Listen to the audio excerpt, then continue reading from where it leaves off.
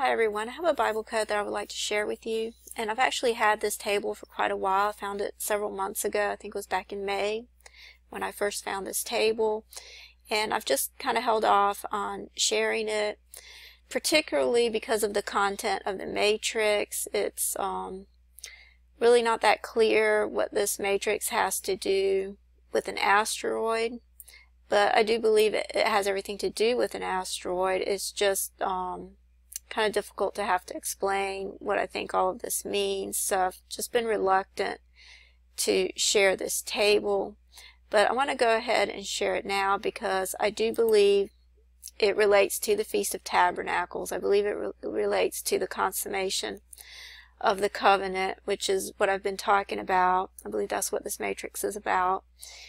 And also wanted to go ahead and share it now because it's talking about the 9th or the 10th month. These terms come up in ELS form, as well as the word asteroid comes up in ELS form. And I thought that was significant considering the fact that there's been a lot of videos coming out on YouTube lately, such as this one right here, that are talking about the possibility of an asteroid hitting sometime around the 25th of September. And as you can see, there's many other videos on YouTube about an incoming asteroid. There's one right here that was detected by a telescope in China that's talking about an Earth killer asteroid coming in. And there's also a lot of videos that I've seen where people have gotten a word about an asteroid or have had a dream about it. And there's just a lot of them on YouTube right now. And it could just be that this was all put in the codes because people are talking about an asteroid coming in. We can never know if it's actually going to happen or if God has put it in just because people are talking about it. But there's no chance that these terms are coming up randomly, because the word asteroid to begin with is 8 characters. So that's a pretty big word to come up randomly. I mean, there's actually no chance that this word could come up randomly in this small of a matrix. Even in a large matrix, like in some of the Hebrew Bible codes where there's like 5,000 characters in between, for a word that's 8 characters long to come up with that large of a skip would still not be random, even if it spanned the entire Bible. But you see that this word is in a very small skip, which makes it even that much more significant. It's all contained in this little short area of text in Deuteronomy 21. So for a word that's 8 characters long to come up equal distance skip in such a small matrix, there's absolutely no chance of this happening randomly. It was intentionally designed by God to be in the text, in the ASV version of the Bible, long before computers were invented. This was planned by God to be placed in the codes and to be discovered at some point. And as you can see, it's 8 characters long, and this is the longest word that I've actually found to come up. I've found some other words that have been impressive, such as the word Messiah. I did a table recently on Messiah come September. And as we know, when Jesus comes, he's going to come as a rock. He's coming as a rock of offense. I've explained that in my Nibiru table, which is another one that was 7 characters. So that was a pretty big word as well. So I've had quite a few words that were 7 characters to come up. This is the longest word I've ever had to come up. This one is 8 characters. So I think this is very significant. And once I found the word asteroid, obviously I was trying to find a date, but I can't remember all the specifics of what I had actually tried to search for. I'm sure I probably tried to put in all the different months and the word month as well. And the word month did come up in ELS form. You see it here in the pink with the letters M, O, N, T, H. And apparently I must have tried the different months and they didn't come up, and then the only other things that did come up were the words 9th and 10th. And then these other numbers came up. So you can see this is all I was able to come up with as far as numbers of months or dates. So you have the 9th and the 10th, which may not necessarily be referring to the 9th or 10th month, but these are the terms that come up. And since there is a chance that it could be referring to the 9th or 10th month, I thought I should go ahead and present it. And you see the word 9th over here. It looks like it's in the plain text.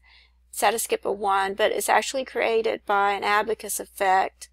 It's made up of the words remain in thy house, which I just realized that would probably be a good idea, to remain in thy house if you see an asteroid coming. But you see that coming, those words being pushed together create the word 9th here. And then the word 10th is coming in, meshed in with the word 9th. So it's almost like it could be anywhere between the 9th or the 10th is how I'm interpreting this. So you see the word 10th coming up in the lavender with the letters T, E, and TH. Okay, and I'm not going to go over all the other terms that are in here. I don't think I need to spell them out or anything. And I had found some other terms, and I'll just show them to you. But like I've said before, I don't believe the terms that come up are what's important. So I'm not even going to go over all of those terms and take a lot of time trying to spell them out or anything. I think what's important, the most important thing, is the matrix that the words come up in that you're searching for. And so I'm going to read the matrix, but it actually has a little bit more of the matrix if you go to this one over here. Sometimes if you put in fewer words, you somehow get more of the matrix to come up. So I'm going to read the matrix from this one over here. And once I read the matrix, I think you'll see why I believe this has everything to do with the Feast of Tabernacles, with the consummation of the covenant. I think it alludes to Tu B'Av, which I believe also refers to the Feast of Tabernacles and the consummation of the covenant. It refers to marriage, and that's what the return of Christ is all about. I had explained that in another table that I did recently that was called Messiah Come September, and the word September was abbreviated in that matrix. But I had talked about how the return of Christ is all about the consummation of a covenant. And it appears that that's the context of this matrix as well. It talks about 2 wives over here at the bottom. One that's hated and one that's loved, which I believe this refers to the Jews and the Gentiles. And I'll show you a link for why I believe that in just a second. Okay, over here you can see I put in Jacob, wives in the Bible, and this is Wikipedia, so I'm going to show you this link over here in Wikipedia. And as you may know, Jacob represents Israel. God changed Jacob's name to Israel, and Jacob is the one that had the 12 sons that make up the 12 tribes of Israel. So Jacob refers to Israel, and he had 2 wives, and over here you see it says, well, if you know the story, first he wanted to marry Rachel, but God gave him her older sister Leah first. He had to work for 7 years to marry Leah, and then when he realized that that wasn't the bride that he really wanted, he had to work another 7 years in order to marry Rachel, which is the bride that he really wanted. And over here it's saying Jacob loved Rachel more than Leah, and Leah felt hated. And so you have 2 wives being depicted, which represent Israel. And I believe that Leah represents natural Israel, the natural branches that were cut off. And I believe Rachel represents the Gentiles. The Gentiles that are grafted in. I believe this all has to do with the 2 coming together, the 2 becoming one, the Jews and the Gentiles, because you see that Leah gave birth to Judah. And Jesus came from the tribe of Judah. So Judah represents Israel, because Jesus came just for the children of Israel initially.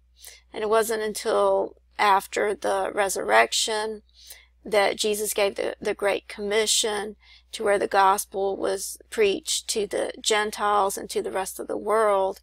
And you see that Rachel gave birth to Joseph and Benjamin.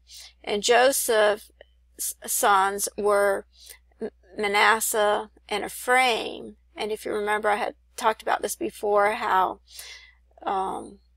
Jacob gave the blessing to the firstborn blessing to Ephraim, which was the second child. Even though he was a younger one, he received the blessing of the firstborn, and he was to become a multitude of nations. So Ephraim represents the Gentiles, and Judah, which was given birth to by Leah, represents the Israelites, natural Israel. So you have the Jews and the Gentiles being depicted by the two wives that Jacob married, which were Leah and Rachel. Okay, so I'm going to go ahead and try to read the matrix now, and then afterwards I'm going to try to explain what I believe this all has to do with the Feast of Tabernacles, with the consummation of the covenant, the restoration of the DNA, which I believe is depicted by the Jews and the Gentiles, which I believe is depicted by the two wives. And I'm going to try to explain all of that later after I read the matrix, but I just wanted to give a brief explanation first, so that once I read the matrix, you'll see what it has to do with an asteroid, which is actually what brings about the redemption. It's Jesus coming back as the rock of offense, as the chief cornerstone of the temple. And it's very complicated to try to explain it all, so I'll try to do that in the next video, but I'm going to try to go ahead and read the matrix first. And it comes up in Deuteronomy 21, verses 8 through 16, and it reads, "Forgive, O Jehovah, thy people Israel, whom thou hast redeemed, and suffer not innocent blood to remain in the midst of thy people Israel."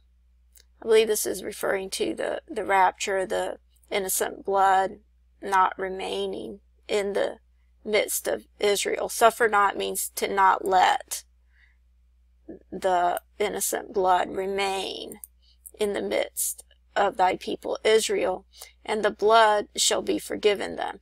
So shalt thou put away the innocent blood from the midst of thee. So he's saying to put away the innocent blood from the midst of thee, when thou shalt do that which is right in the eyes of Jehovah. So the innocent blood is going to be removed before God does what is, or before anyone does what is right in the eyes of Jehovah. When thou goest forth to battle against thine enemies, and Jehovah thy God delivereth them into thy hands, and thou carriest them away captive. So before you go to battle, the innocent blood is removed from the midst. And seest among the captives a beautiful woman, and thou hast a desire unto her, and wouldst take her to thee to wife. And this right here seems to allude to the Feast of Tabernacles, which may actually be a reference to the Feast of Tabernacles as well. And then it goes on to say, "Then thou shalt bring her home to thy house, and shall shave her head, and pare her nails, and she shall put the raiment of her captivity off from her." So she's going to change her raiment, she's going to change her garments in thy house, and bewail her father and mother a full month. And I believe where it's saying full month here, I believe this could be an allusion to the full moon, because the word moon comes from the word month. I couldn't get the word moon to come up in the table, but the word month comes from the word moon.